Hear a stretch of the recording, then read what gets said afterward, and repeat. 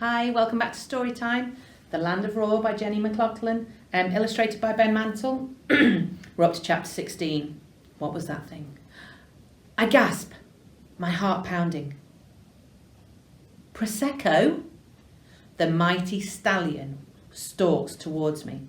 He has nostrils like buckets and his muscles are gigantic and rippling. He looks absolutely nothing like the rocking horse in the attic. He stomps around, trampling through the glowing coals of the fire and lowering his head to peer into the cave. He seems to be looking for something. Suddenly he turns and clip-clops his way back to me, only it's more clip, clop, clip, and sparks explode where his hooves strike the ground. I might make us some toast, says Wyn, edging away. Wyn, don't go. Prosecco hates me. Not as much as he hates me, he says, and he slips into the cave. Prosecco stares at me and tosses his mane. Really? I dare to look him in the eye. You hate Wyn more than you hate me? Somehow, by raising his shoulders and narrowing his eyes, Prosecco manages to imply only just. Then he steps towards me, forcing me backwards until I'm pushed up against the rock face. He lifts up one hoof and presses it into my chest. What's the matter, Prosecco? Are you angry with me? I was never really going to throw you out of the attic window. Or are you annoyed because Rose isn't here? His big head rises, then falls. He's nodding. You are? Well, don't blame me. Rose could have come, but she chose to go to Claire's instead. I'm gibbering now, but I can't help it. I get the feeling that if Prosecco wanted to, he could push his hoof straight through me like a skewer into a kebab. He bares his dazzling teeth. What do you want? I cry. He steps back and starts pawing the ground and tossing his mane from side to side.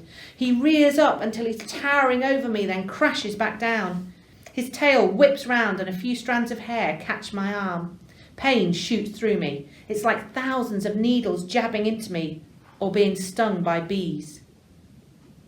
As I clutch my arm, I realise that Rose made this happen. Prosecco's tail never used to sting, but just by saying some words in the attic yesterday, Rose changed something in Raw. Wyn edges out of the cave. Arthur, what have you done to him? Why is he so angry? I've not done anything. He wants Rose. I look into Prosecco's wild eyes. She's not in Raw. She's at home, where we come from, and she might be freaking out a bit right now, but she's totally safe, trust me. Prosecco thinks for a moment. I know he's thinking because his glittery eyeballs have become narrow slits. Then he nods, showing he's accepted what I've said. After one last glower, he turns to leave. Don't go, I run forward. Our granddad is in Raw and Croaky's got him at the crow's nest. Can you help us get there? Give us a lift or something? There's a picture there of Prosecco rearing up at Arthur. Prosecco flashes me a disgusted look, then rears up on his hind legs and leaps into the forest. That horse has got melting into darkness nailed, says Wyn, as Prosecco and his thundering hooves vanish into the night. Don't worry, mate. Tomorrow, when the Scarecrow army are nice and quiet, we'll find your granddad and get him back. We don't need that great big horse to help us. I'm not just worried, I'm scared too. I don't remember feeling like this when we used to play Raw. If we felt fear, it was the exciting, fun type, like when you go on a roller coaster or listen to a ghost story. I put my hand to my chest. It aches from where Prosecco pressed his hoof into me, and I can feel my heart thudding. There is nothing fun about what I'm feeling right now. We can do this, can't we, Wyn? I look at him for reassurance. We can go to the crow's nest, get past Croaky and save my granddad. I'm expecting Wyn to say, course we can. But for a moment he just stands there thinking.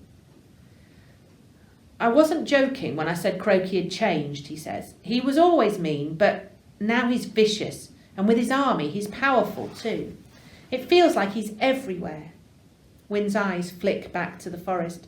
He used to have a few scarecrows working for him, things that got stuffed and stayed stuffed, a couple of unicorns, a mermaid. But now he's made his army. I'm always waiting, wondering what he's going to do next. He's taking over Raw. He looks at me and grins. But now you're back, Arthur, and I know you can sort Croaky out just like you used to.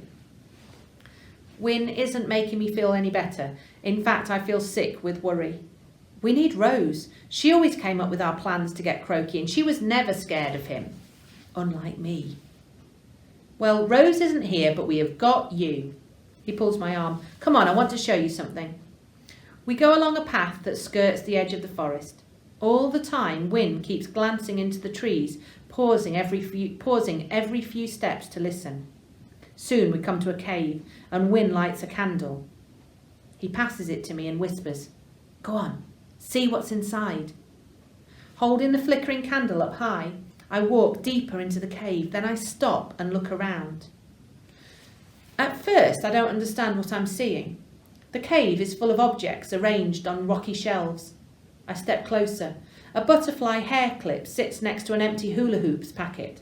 A scrap of paper with a game of hangman drawn on it is arranged on a ledge next to a single welly with a hat propped on top.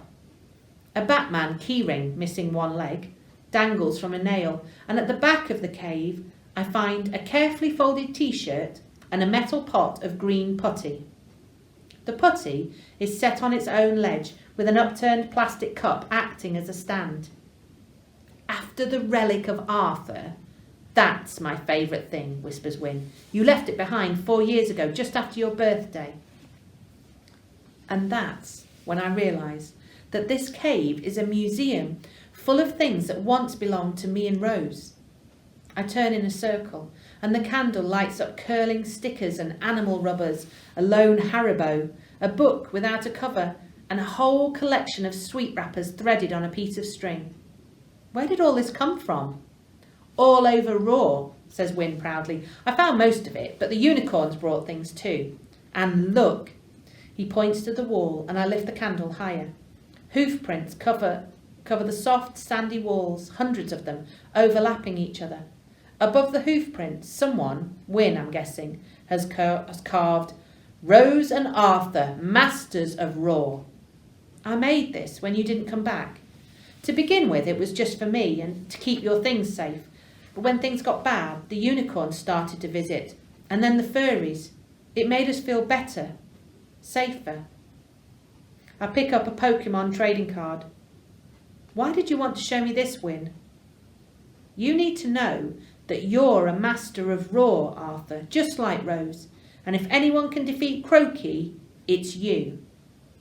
I swallow and put the Pokemon card back on the shelf. You reckon? Absolutely.